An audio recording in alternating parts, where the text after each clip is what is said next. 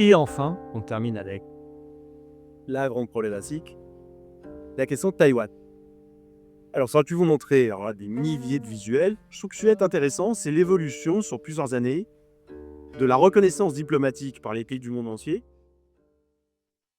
de lequel des deux pays, République populaire de Chine, capitale Pékin, ou République de Chine, capitale Taipei, est la Chine. Parce qu'il y a une erreur qui a été faite, à mon avis, par tout le monde, on ne serait pas dans cette situation si on n'était pas parti sur ce principe. Tout le monde s'est mis d'accord, personne n'est d'accord pour dire qui est le meilleur régime, mais tout le monde s'est mis d'accord sur le fait qu'il y a une seule Chine. Le One China Policy, c'est quelque chose auquel tout le monde est d'accord en nous. Et du coup, ça veut dire qu'il faut choisir lequel. Et ça, c'est l'évolution des reconnaissances diplomatiques. En bleu, on est en 1949, en haut à gauche. Vous avez les pays en bleu qui reconnaissent Taïwan comme la Chine. 49, c'est l'année où les nationalistes de Chiang Kai-shek perdent la guerre civile contre les communistes de Mao Zedong. Ils s'enfuient à Taïwan, ils déclarent la République de Chine, capitale Taipei, et Mao déclare la République populaire de Chine, capitale Pékin. En 49, la plupart des pays du monde, à part les non soviétiques pour les Océans, reconnaissent les nationalistes qui ont perdu comme étant les représentants de la Chine. Ce qui est logique, puisque c'est jusqu'en 49 que nos gouvernements chinois, c'est le gouvernement de la Chine nationaliste de Chiang Kai-shek. C'est eux qui se sont battus contre les Japonais, fondés en 1911 par Sun Yat-sen. Donc c'est assez logique. Et vous voyez que, au fil des décennies, de moins en moins de pays reconnaissent Taïwan et on passe de plus en plus au rouge. Le rouge, c'est les pays qui reconnaissent la République populaire de Chine comme étant la Chine. Ben en bas, là, en bas à droite, là c'est 2020, 2018. Et il faut une loupe pour trouver des pays en bleu. Alors, je vais vous les donner. Hein. C'est Paraguay. Tu reconnais encore Taïwan. C'est le Vatican. Là, c'est pas du loup, c'est un microscope qu'il faut trouver sur la carte. Le Vatican, par principe, reconnaît toutes les nations. C'est la République de Nauru, la République de Palau. C'est même plus la République dominicaine, qui a changé sa reconnaissance diplomatique il y a le temps. C'est même plus le Panama. C'est même plus le Honduras. C'est même plus le Nicaragua. C'est même plus le El Salvador. C'est encore le Guatemala, je crois. Mais pour même pas.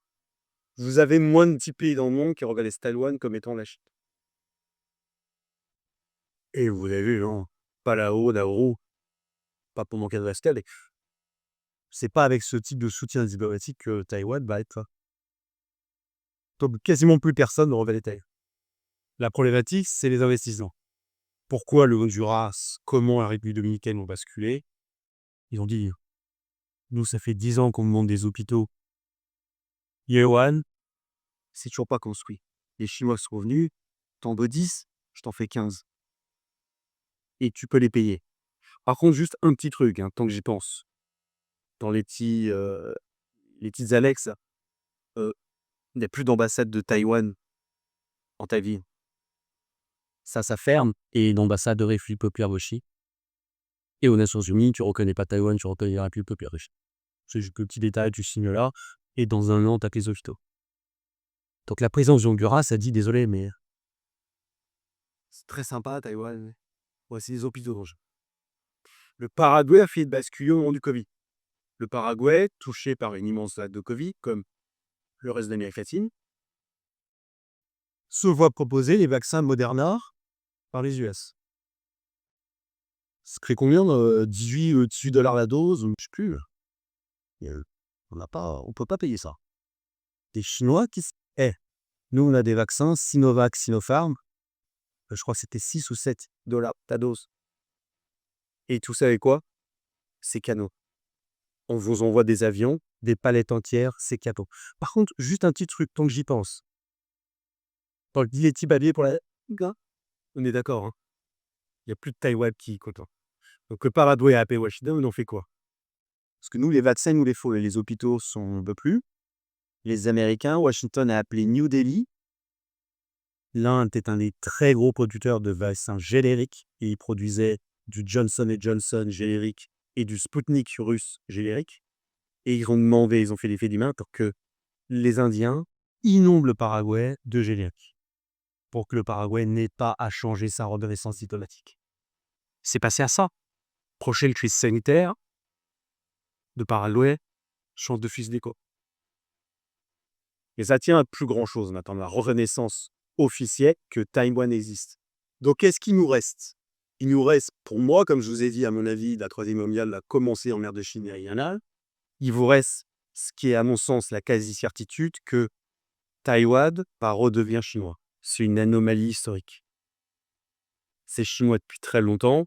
On est d'accord que l'empereur de Chine avait très peu de contrôle tant qu'il se faisait payer un tribut, ça lui allait, mais c'était sous domination chinoise. Ça va le redevenir. La question, c'est sous quelle loi d'arriver? Est-ce qu'il faudra passer par la guerre ou pas? Il y a suffisamment de scénarios qui nous permettent d'espérer, de manière très réaliste, qu'on ne soit pas obligé de passer par la guerre. Les Chinois peuvent subjuguer Taïwan. Ils le font déjà dans une large partie par la guerre de l'information, par leur influence sur les élections locales, par leur contrôle de la mafia chinoise à Taïwan, qui est quasi intégralement pro-réunification et qui est extrêmement puissante, la mafia chinoise à Taïwan, dans les élections locales. Ils achètent les voix pour le parti pro-réunification.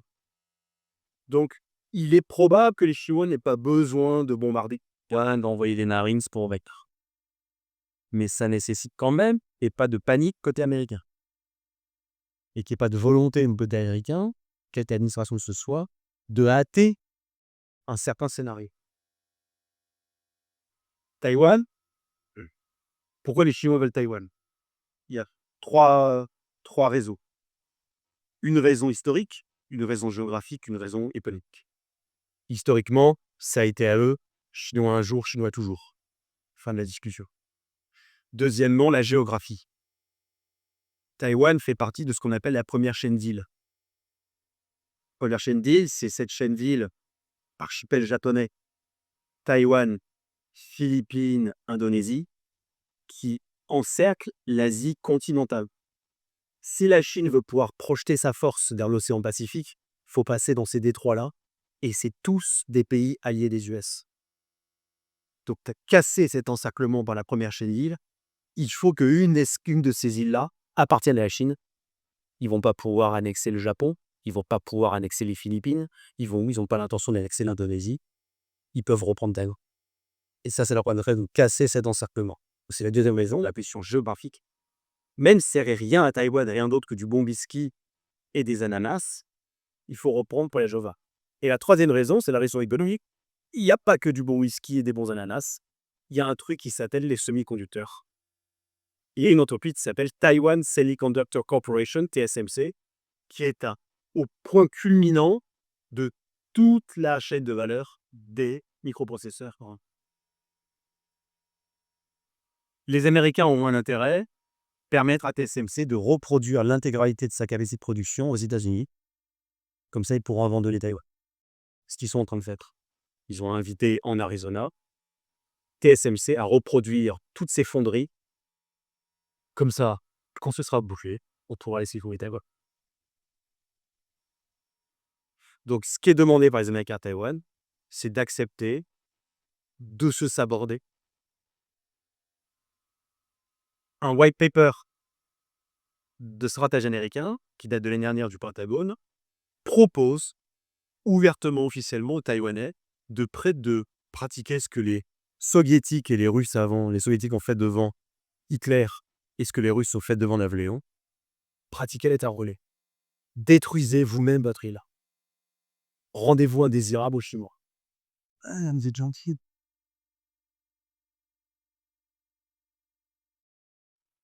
Donc il faut s'attendre, si les Américains ne sont pas trop pressés, à ce type de scénario. Il faut l'espérer. Parce que l'alternative, c'est un conflit à haute intensité. Et du type traîne. Et là, les Américains perdent.